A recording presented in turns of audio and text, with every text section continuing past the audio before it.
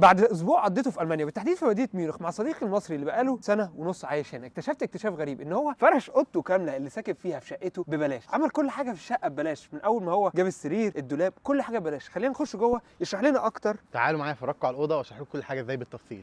يلا، من اول ما جه بدا الماجستير بتاعه هنا لحد ما اشتغل في شركه من اكبر الشركات في المانيا. خلينا نتفرج على شقته. تعالوا افرجكم على شقتي اللي انا ساكن فيها مع 4 اشخاص تانيين. يلا بينا.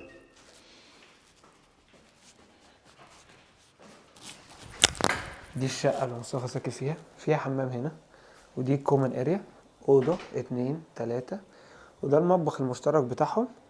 مطبخ جميل ولذيذ. بس خلينا نفرجكم على الاوضه بتاعته، اوضه متواضعه بس جميله. تعالوا افرجكم على الاوضه بتاعتي. الاوضه بتاعتي مساحتها 14 متر. لما جيت الاوضه دي كانت فاضيه خالص، كان انا لازم اجرها من غير اي عفش، من غير اي حاجه.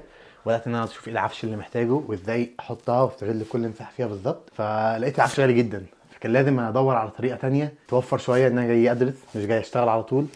فاكتشفت اكتشاف هايل، ده اللي هكلمكم عنكم بالتفصيل دلوقتي. في المانيا عشان العزال غالي جدا، فاي واحد بيجي يسيب شقته او بيته وبينقل من بيت لبيت تاني ما بيبيعش عفشه او ما بياخدش عفشه، لان عشان تنقل من بيت لبيت الموضوع بيكلف جدا، فبيضطر ان هو يوزع حاجته كلها.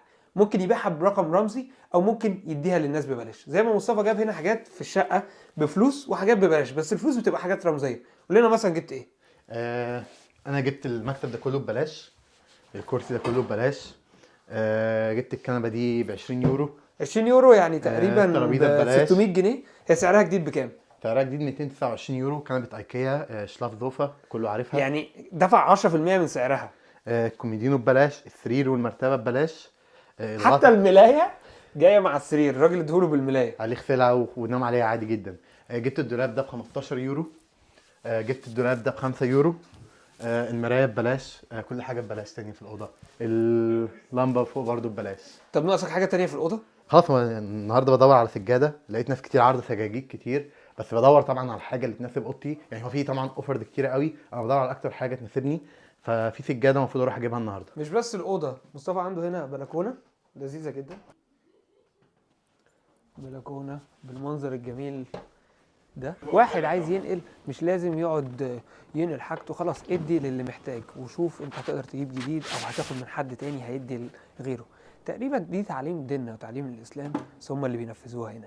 اللي بيحصل هنا عشان لما تيجي تسيب شقتك دايما الناس بتأجر، محدش هنا بيبقى عنده شقه ملك بتاعته، قليل جدا. فانت محتاج تسيب الشقه زي ما اخدتها بالظبط من غير عفش. على سبيل المثال مصطفى جايب الشاشات دي من محامي او مكتب، يعني لازم يسيب المكتب بتاعه، فاضطر ان يبيع الشاشات دي جديده زي ما هي، ما كانش عارف ينقلها بعشر الثمن تقريبا او بربع الثمن. وده يا جماعه الموقع ايباي كلاين اند فاجن، هو عباره عن ايباي للاعلانات الصغيره. دلوقتي بندور على الكنبه، دخلنا نبص في كنبه اهي تحفه، الراجل كاتب ينفع حد يجي ياخدها لحد يوم 29 واحد. كنبه سعرها الحقيقي 2000 يورو ببلاش. يلا يا جماعه تعالوا على اتجوزوا هنا في المانيا وجهزوا عفشكم كله ببلاش. نزلنا هناخد المترو عشان نروح نجيب السجاده الثمينه الغاليه اللي هناخدها ببلاش. خلينا نشوف هل تستاهل المشوار ولا هنروح على الفاضي وهتطلع صورها على عكس ما كنا شايفينها على الانترنت.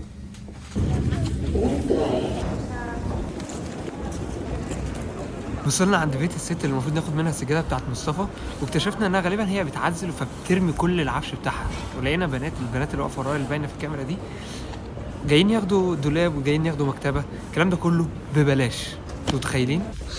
بصوا السجاده عامله ازاي، السجاده نظيفه زي ما هي، مش بس كده سايبه هنا كنبه.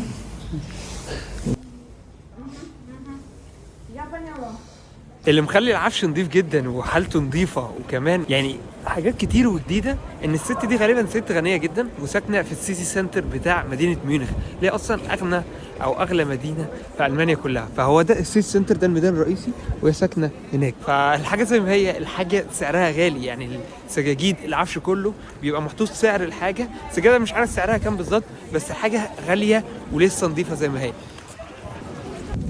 جبنا السجاده ودلوقتي راجعين على البيت عشان نحطها ونشوف هل هتنفع في الاوضه ولا هتبقى كبيره او صغيره.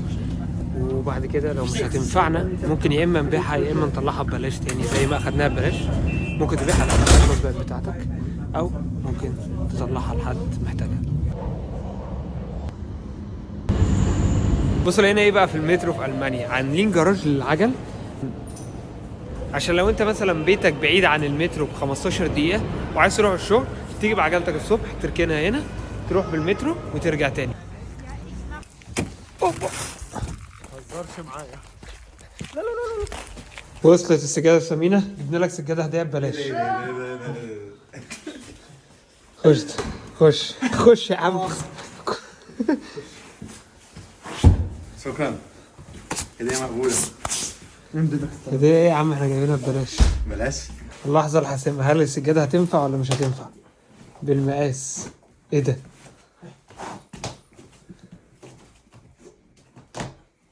قلت لي السجادة دي بقى جديدة بكام؟ 70 يورو. 70 يورو. السجادة دي جديدة تقريبا ب 2300 جنيه، احنا جبناها ببلاش اهي.